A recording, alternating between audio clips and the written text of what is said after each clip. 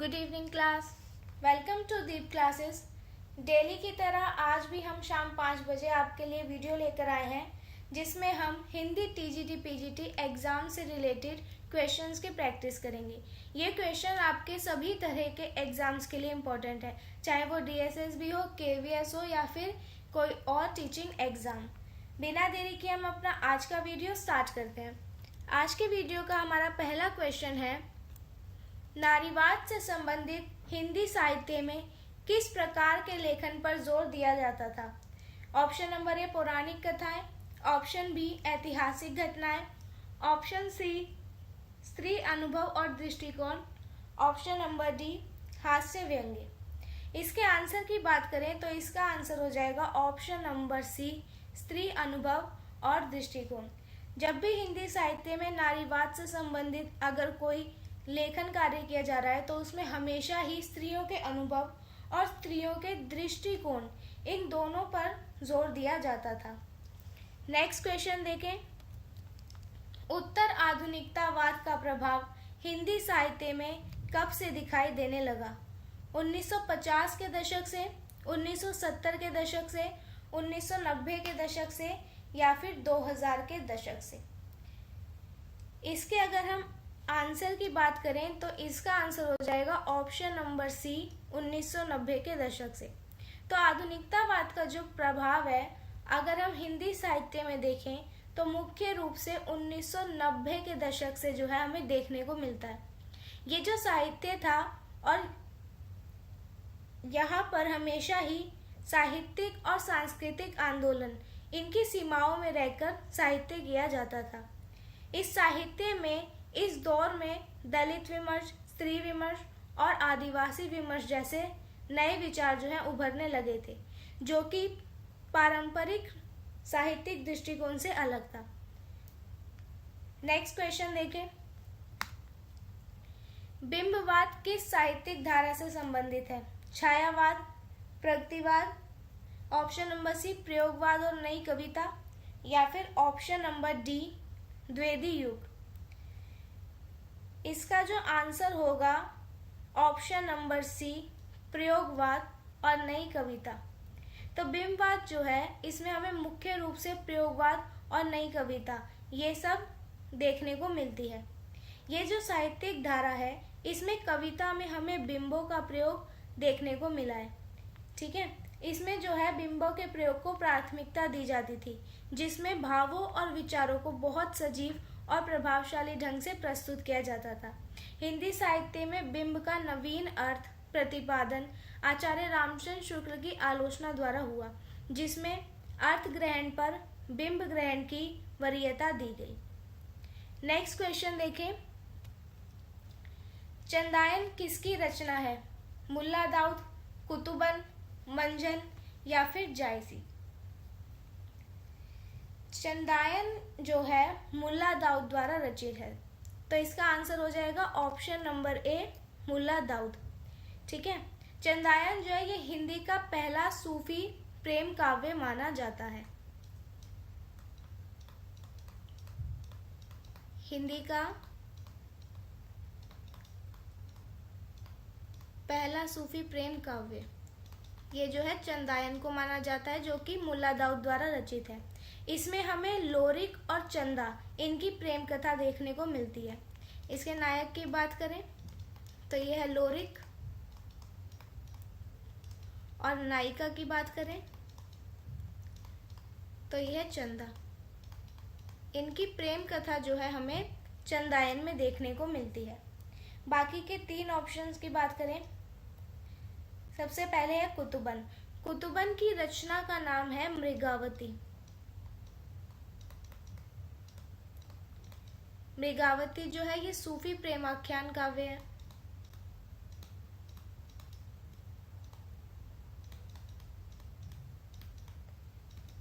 ठीक है, मंजर ने भी सूफी प्रेमाख्यान काव्य लिखा।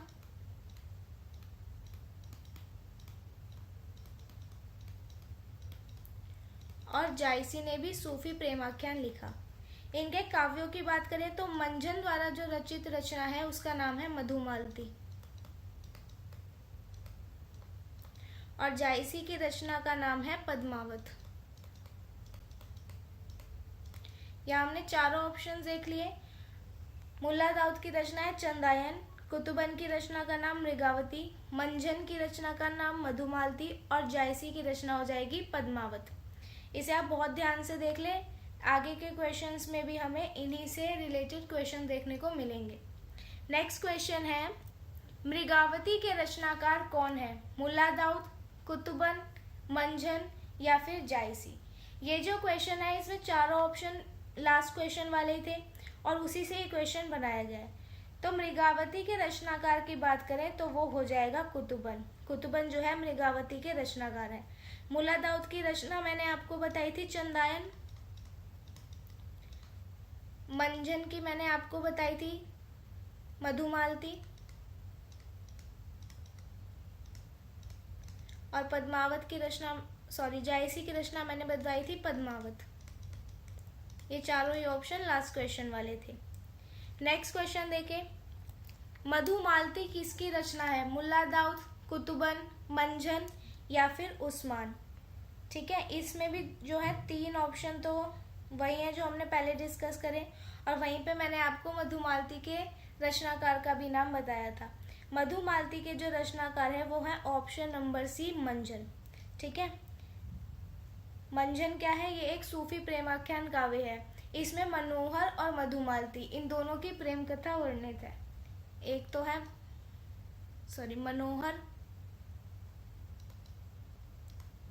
मनोहर और मधुमालती, इनकी प्रेम कथा इसमें वर्णित है। कुतुबन की रचना मैंने आपको बता दी है मृगावती और मुल्ला दाऊद की चंदायन। इसमें एक न्यू ऑप्शन देखने को मिला हमें उस्मान। उस्मान की जो प्रसिद्ध रचना है उसका नाम है चित्रावली।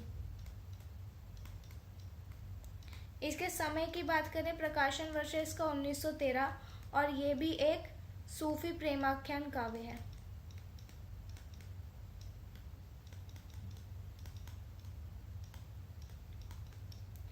नेक्स्ट क्वेश्चन देखें,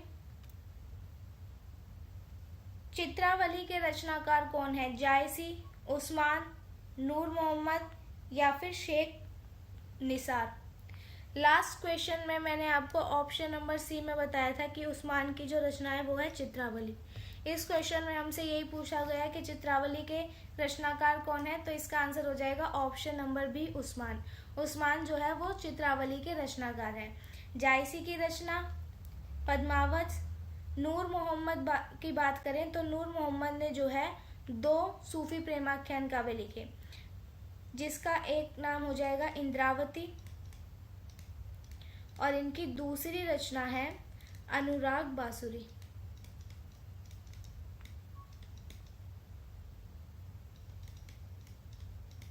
ये दोनों ही रचनाएं जो है नूर मोहम्मद के, इंद्रावती और अनुराग बासुरी। ठीक है, और ये जो शेख निसार हैं ये सूफी काव्य परंपरा से जुड़े इन्होंने अन्य ग्रंथ लिखे।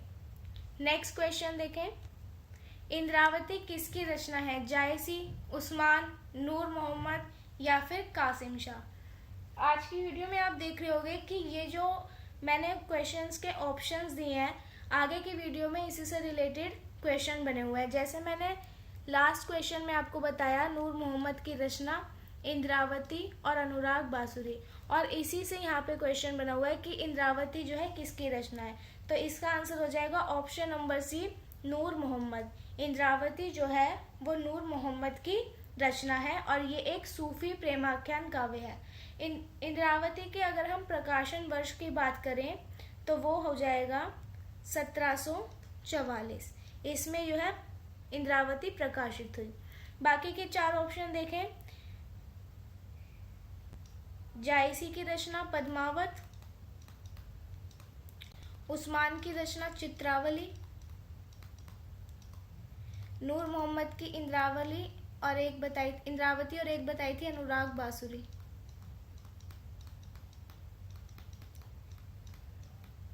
अगर हम कासिम शाह की बात करें तो कासिम शाह द्वारा रचित जो रचना है उसका नाम है हंस जवाहिर। हंस जवाहिर जो है ये कासिम शाह की रचना है। नेक्स्ट क्वेश्चन देखें, हंस जवाहिर के रचनाकार कौन है? जायसी, उस्मान, नूर मोहम्मद या फिर कासिम शाह। एक एक करके देखते हैं। जायसी की रचना पद्मावत, उस्मान की रचना चित्रावली, नूर मोहम्मद की रचना इंद्रावती और अनुराग बासुरी और कासिम शाह की रचना हो जाएगी हंस जवाहिर। Option number D.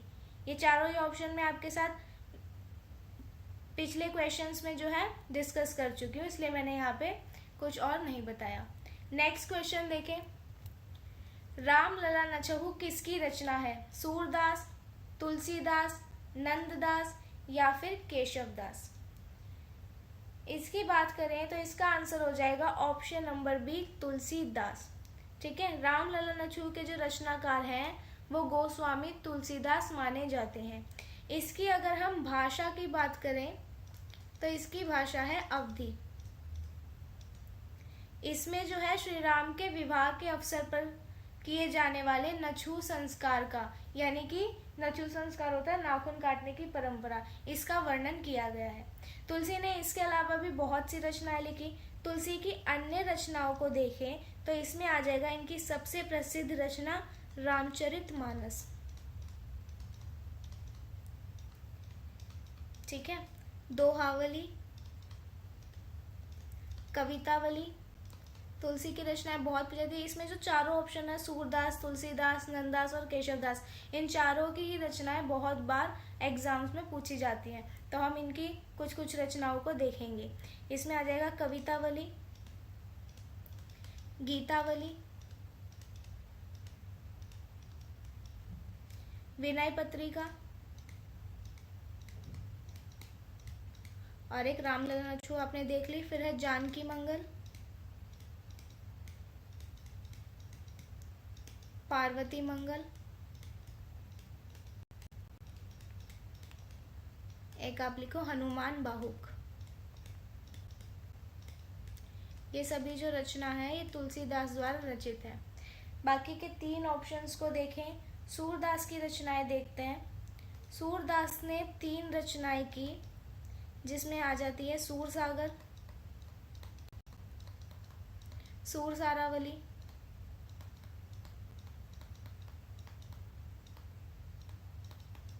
और साहित्य लहरी। ये जो है सूरदास की रचनाएं हैं। नंददास की रचनाओं को देखते हैं। नंददास की रचनाओं में आप लिखो रस पंचाध्यायी। एक सेकेंड, रस पंचाध्यायी,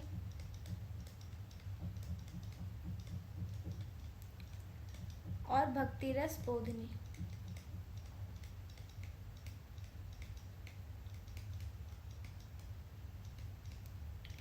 ठीक है, अब देखते हैं option number D, Keshavdas. Keshavdas की रचनाओं में आ जाएगा रसिक प्रिया,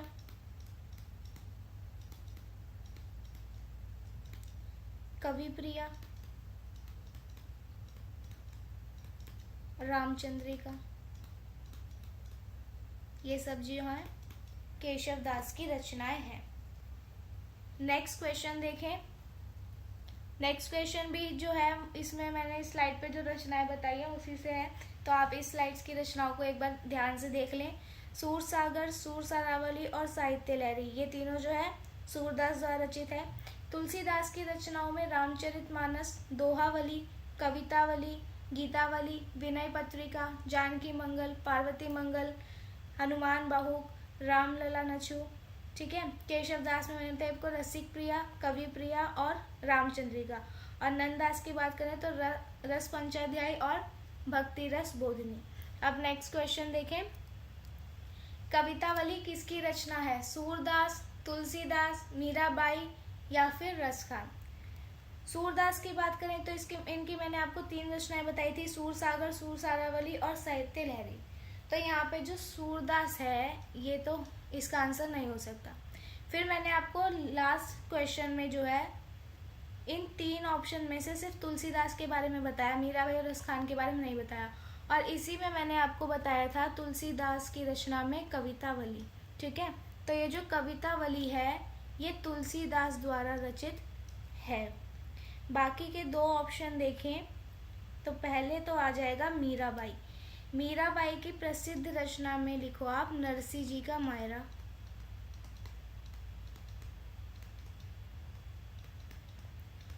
ये मीराबाई की रचना है। और रसखान की रचना में आप लिखो प्रेम वाटिका। और एक सुजान रसखान या सुजान लिख लो आप। ये जो है रसखान द्वारा रचित है। नेक्स्ट क्वेश्चन देखते हैं। सूर सारावली किसकी रचना है? तुलसीदास, सूरदास, नंददास या फिर रहीम? इसका आंसर जो है वो हो जाएगा ऑप्शन नंबर बी, सूरदास। ठीक है, सूरदास की 3 रचनाएं बताई थी ना मैंने आपको, सूर सागर, सूर सारावली और साहित्य लहरी। तो उसमें से यहाँ पे पूछ लिया सूर सारावली। वहीं तुलसीदास की रचनाएं वो भी मैंने आपको बताई थी, रामचरितमानस, दोहावली, गीतावली, विनय पत्रिका और कवितावली। नंददास की रचनाएं भी मैंने आपको 2 बताई थी, जिसमें मैंने आपको बताया था रस पंचाध्याय और भक्ति रस बोधिनी। ठीक है, अब यहाँ पे बचा ऑप्शन नंबर डी, रहीम। रहीम की रचनाएं देखें। रहीम की रचनाओं में आ जाएगा एक तो रहीम के दोहे। रहीम ने जो है दोहों की रचना की। फिर है एक बरवे नीति,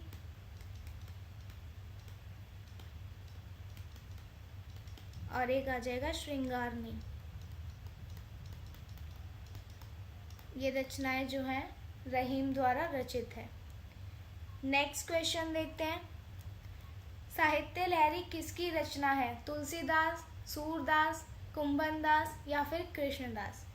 ठीक है, आपको ये सूरदास और तुलसीदास बहुत बार देखने को मिल चुका है। ऐसा इसलिए क्योंकि इन दोनों की रचनाएं जो है बहुत प्रसिद्ध है। तो ये जो साहित्य लहरी है ये सूरदास द्वारा रचित है।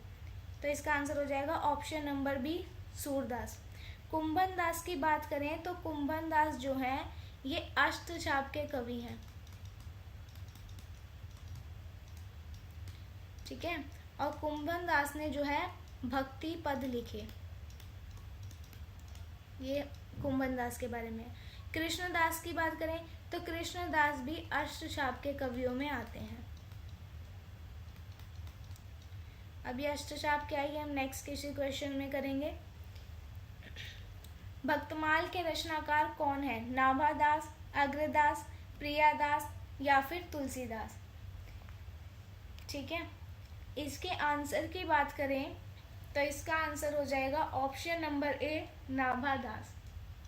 भक्तमाल जो है वो नाभादास की रचना है और ये भक्ति साहित्य का महत्वपूर्ण ग्रंथ माना जाता है। भक्तमाल की बात करें तो इसमें विभिन्न संतों और भक्तों के जीवन चरित्र का वर्णन किया गया है। बाकी के इसके ऑप्शंस देखते हैं। अग्रदास की रचना की बात करें तो अग्रदास ने जो है भक्तमाल की टीका लिखी।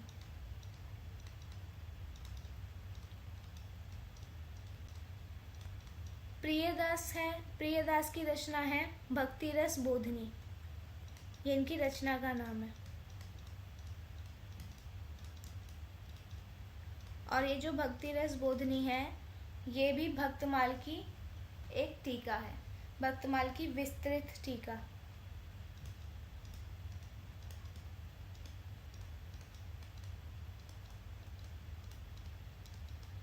बाकी तुलसीदास की रचनाएं आपको पहले ही बता दी हैं।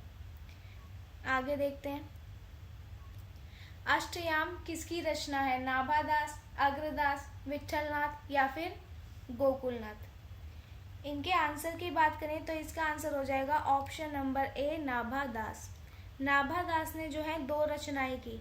एक है इनकी भक्तमाल जो हमने लास्ट क्वेश्चन में जाना, और एक है इनकी अष्टयाम। ये दोनों ही नाभादास की रचना है। अग्रदास का मैंने बताया आपको, इन्होंने जो है भक्तमाल की टीका लिखी थी। ठीक है, और ये जो विट्ठलनाथ है इन्होंने श्रीनाथ जी की सेवा का प्रारंभ किया था, ये उनके परंपरा आता है। ठीक है, और वहीं अगर हम गोकुलनाथ की बात करें तो पुष्टि मार्गीय साहित्य से जुड़े इनके ग्रंथ माने जाते हैं। नेक्स्ट क्वेश्चन है, रसिक प्रिया किसकी रचना है? Option number A, Keshav Das, option number B Bihari, option number C Matiram, option number D Dev. Rasik Priya की बात करें तो रसिक प्रिया के जो रचनाकार हैं वो केशव माने जाते हैं। ठीक है, ये केशव की प्रसिद्ध रचना है जिसमें श्रृंगार रस का जो वर्णन हमें विस्तृत रूप से देखने को मिलता है। श्रृंगार रस रसिक प्रिया में हमें देखने को मिलता है। बाकी के ऑप्शन देखें, केशव दास की हम रसिक प्रिया के अलावा अन्य रचनाएं देखें तो इसमें आ जाएगा कवि प्रिया और रामचंद्रिका। बिहारी की रचना की बात करें तो बिहारी ने एकमात्र रचना की जिसका नाम है बिहारी सतसई। बिहारी सतसई में भी हमें श्रृंगार रस के दोहे देखने को मिलते हैं। मतीराम की बात करें तो मतीराम की जो प्रसिद्ध रचना है उसमें आ जाएगा रसराज। ये जो है मतीराम की प्रसिद्ध रचना मानी जाती है। देव की बात करें तो देव की रचनाओं में आ जाएगा एक तो देव सतसई और एक आ जाएगा यदुवंशी चरित्र। तो ये दोनों जो रचनाएं हैं देव द्वारा रचित है। इसी के साथ हमारा आज का वीडियो यहीं खत्म होता है। वीडियो पसंद आया हो तो वीडियो को लाइक एंड शेयर ज़रूर करें और हमारे चैनल को सब्सक्राइब करना ना भूलें। मिलते हैं हम अपने नेक्स्ट वीडियो में, तब तक के लिए थैंक यू।